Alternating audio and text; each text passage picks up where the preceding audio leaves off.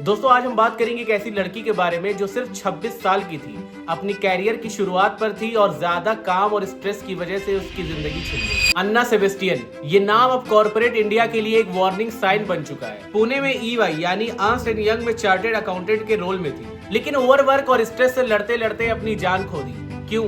काम जिंदगी से ज्यादा जरूरी था। अन्ना केरला की रहने वाली लेकिन पुणे आई थी अपना कैरियर बनाने के लिए।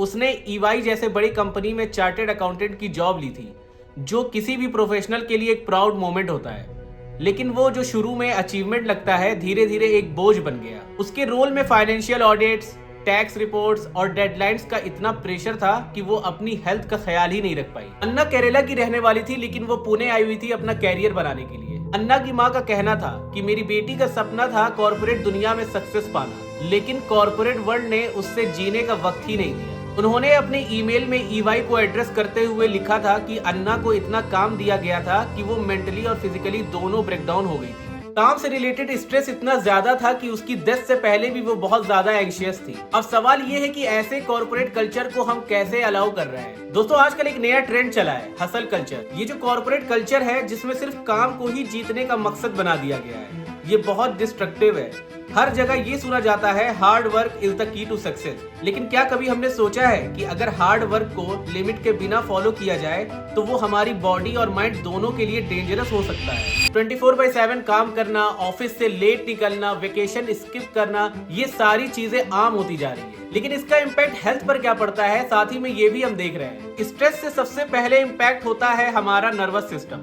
हमें नींद नहीं आती है, हमारा डाइजेशन खराब होने लगता है, एंजाइटी हमारे मेंटल हेल्थ को अफेक्ट करती है और इसके लॉन्ग टर्म इफेक्ट से हमारा इम्यून सिस्टम वीक हो जाता है। कार्डियोवैस्कुलर डिजीजेस, डायबिटीज और हाई ब्लड प्रेशर का रिस्क भी बहुत ज्यादा बढ़ जाता है। ये नहीं कि सिर्फ हमारी जिंदगी की क्वालिटी गिरती है, बल्कि हमारे लाइफ एक्सपेक्टेंसी भी। अगर हम ये सोचते हैं कि हम अपनी हेल्थ को सेक्रीफाइस करके सक्सेस पाएंगे तो हम एक बहुत बड़ी गलती कर रहे हैं। लेकिन ये साइकिल कैसे ठीक किया जा सकता है? काम के बीच में कुछ छोटे छोटे ब्रेक्स लेना बहुत जरूरी है।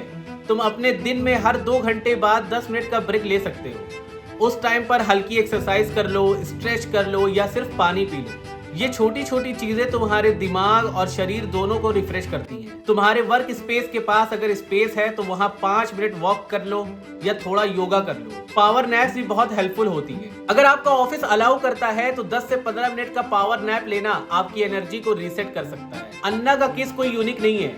हर कॉर्पोरेट ऑफिस में कोई अन्ना जैसी स्टोरी जरूर छुपी हुई होती है। काफी लोग बर्नआउट से गुजर रहे हैं, लेकिन वो अपनी स्टोरी नहीं शेयर कर सकते क्योंकि जॉब का डर उन्हें चुप रहने पर मजबूर करता है। ऐसे कई लोग हैं जो वर्क प्रेशर से मेंटल ब्रेकडाउन फेस कर रहे हैं, लेकिन हमारी सोसाइटी में इसको वीकनेस समझा जाता है, जो कि बहुत ही गलत सोच है। कंपनीज को समझना होगा कि एम्प्लॉय एक नंबर नहीं है, वो भी एक इंसान है। अगर तुम एक एम्प्लॉय को कांस्टेंट प्रेशर में रखोगे, वो प्रोडक्टिव नहीं रहेगा बल्कि मेंटली ड्रेन्ड हो जाएगा। कंपनीज को वर्क लाइफ बैलेंस को प्रमोट करना चाहिए, जिसमें उनको एम्प्लॉयज को ब्रेक्स दिया जाए, साथ ही में उनको एक्स्ट्रा आवर्स में वर्क करने को ना बोला जाए और साथ ही साथ उनकी मेंटल हेल्थ के लिए सपोर्ट सिस्टम बनाना चाहिए। अन्ना जैसे लोग तभी सेफ रहेंगे जब कॉर्पोरेट समझेंगे कि प्रॉफिट और सक्सेस एम्प्लॉयज की हैप्पीनेस से ही पॉसिबल है। तो सवाल ये उठता है कि कैसे वर्क लाइफ बैलेंस को मेंटेन किया जाए। कभी कभी लोग अपने ईमेल्स और टास्क को ऑफिस आवर्स के बाद भी हैंडल करते हैं, जो कि एक बहुत ही बैड हैबिट है। आपके दिमाग को भी रिलैक्सेशन चाहिए, ब्रेक्स लो, अपनी फैमिली और दोस्तों के साथ टाइम स्पेंड करना चाहिए। अगर आपका मैनेजर आपसे ज्यादा वर्क डिमांड कर रहा है तो उससे बात करना चाहिए। हमारे वेलबींग का ख्याल रखना हमारा हक है। दोस्तों अगर वर्क लाइफ बैलेंस को हम इग्नोर करते हैं तो इसका रिजल्ट अन्ना जैसे ट्रैजिक केसेस में दिखता है। Mental breakdown, physical health issues और वर्स्ट केस सिनेरियो में अर्ली डेथ तक हो सकती है। काम जरूरी है, लेकिन अपनी जिंदगी को जीना उससे भी ज्यादा जरूरी है। अन्ना की कहानी एक आखिरी वेकअप कॉल है। कंपनीज को अपने एम्प्लॉयज की केयर करनी होगी और हमें अपनी हेल्थ को कभी कॉम्प्रोमाइज नहीं करना चाहिए। अगर आपको भी लगता है कि आपके काम के प्रेशर के नीचे आप दब रहे हैं तो एक स्टेप पीछे ले लो।